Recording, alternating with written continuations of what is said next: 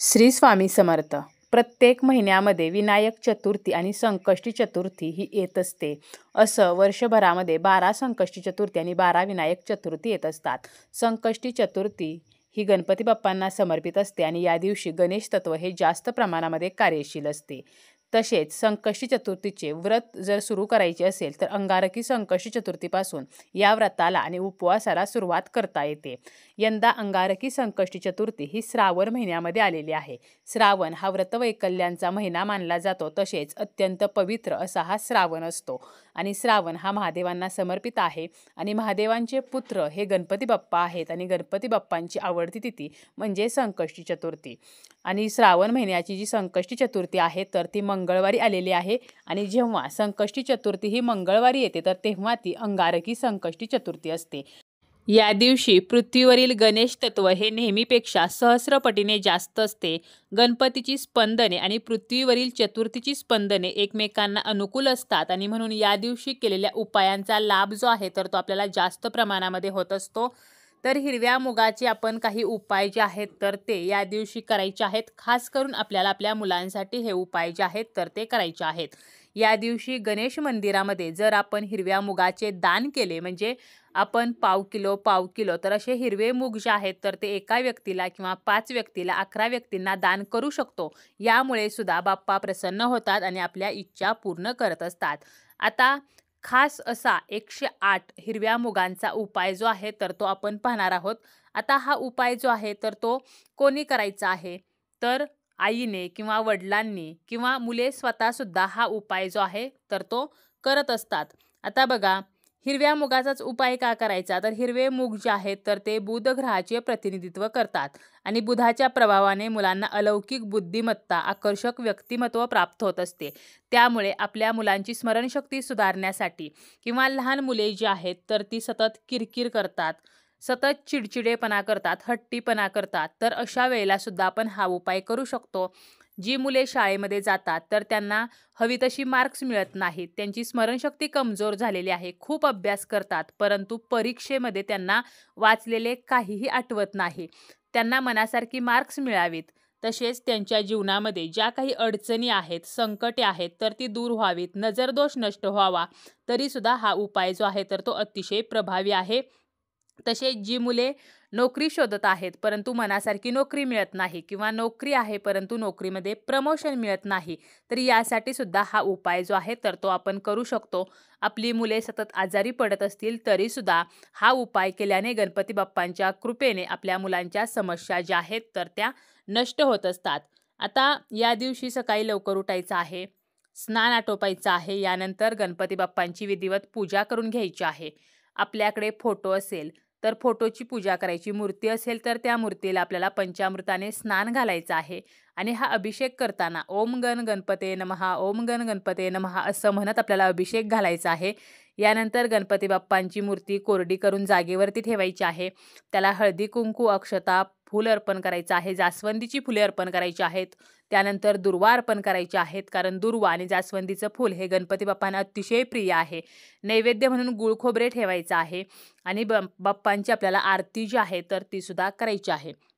तर अशा प्रकारे अगोदर आपल्याला गणपती बाप्पांची विधिवत पूजा जी आहे तर ती करून घ्यायची आहे आणि यानंतर हा उपाय करायचा आहे. पूजा करून लगेच आपण हा उपाय केला तरी चालेल किंवा दिवसभरामध्ये अगदी रात्री झोपण्या अगोदर सुद्धा आपण हा उपाय जो आहे तर तो करू शकतो.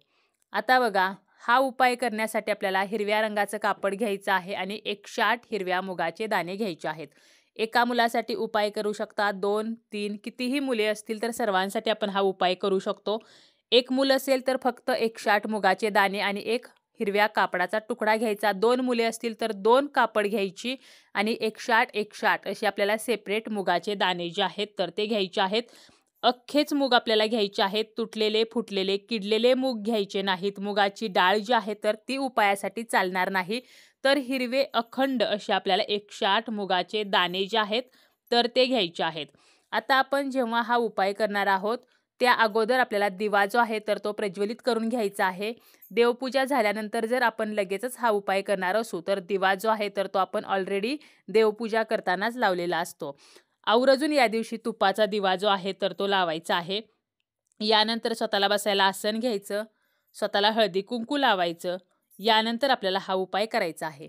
आपण जे कापड घेतलेलं आहे तर ते कापड आपल्याला गणपती बाप्पांच्या मूर्तीसमोर ठेवायचं आहे. एक प्लेट घेऊन त्या प्लेटमध्ये आपण हे कापड ठेवू शकतो किंवा डायरेक्ट जरी आपण हे कापड ठेवलं तरी चालेल. गणपती बाप्पांसमोर हे कापड आपल्याला ठेवायचं आहे. त्यानंतर एका छोट्या डिशमध्ये किंवा वाटीमध्ये आपल्याला 108 मुगाचे दाणे जे आहेत तर ते घ्यायचे आहेत. त्यानंतर आपल्याला एक मूग जो आहे तर तो उचलायचा. उजव्या हाताने तो एक मूग उचलायचा. ओम गण गणपते नमः, ओम गण गणपते नमः. तर असं म्हणायचं. म्हणजे एक मूग उचलायचा, एकदाच आपल्याला ओम गण गणपते नमः म्हणायचं आणि त्या हिरव्या कापडावरती तो मूग ठेवायचा. पुन्हा दुसरा मूग उचलायचा, ओम गण गणपते नमः म्हणायचं, त्या कापडावरती तो मूग पुन्हा ठेवायचा. तर असं आपल्याला 108 वेळेला ओम गण गणपते नमः हा मंत्र म्हणून हे 108 मुगाचे दाणे त्या हिरव्या कापडावरती आपल्याला ठेवायचे आहेत. यानंतर आपल्याला आपण ज्या मुलासाठी उपाय केलेला आहे, म्हणजे आपल्या मुलाचं जे नाव आहे तर ते नाव घेऊन त्याच्या मागची इडापिडा निघून जावी, त्याची प्रगती व्हावी, त्याच्यावरील अडचणी ज्या आहेत, संकटे आहेत तर ती नष्ट व्हावीत, असं गणपती बाप्पांना सांगायचं आहे.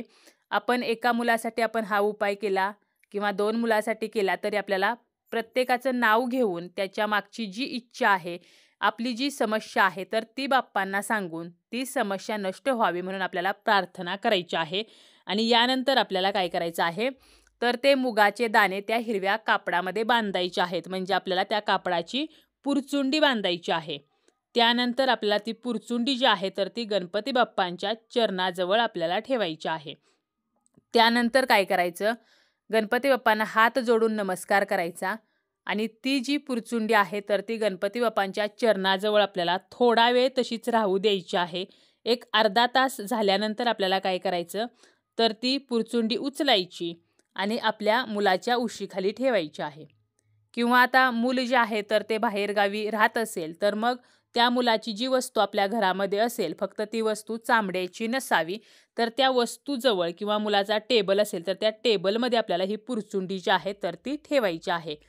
आणि दुसऱ्या दिवशी काय करायचं तर दुसऱ्या दिवशी आपल्याला सकाळी उठायचं आहे, स्नान करायचं आहे, स्वच्छ वस्त्र परिधान करायचं आहे आणि त्यानंतर आपली देवपूजा वगैरे आटोपून ही पुरचुंडी जी आहे तर ती आपल्याला घ्यायची आहे आणि आपल्याला जवळच्या गणेश मंदिरामध्ये जायचं आहे.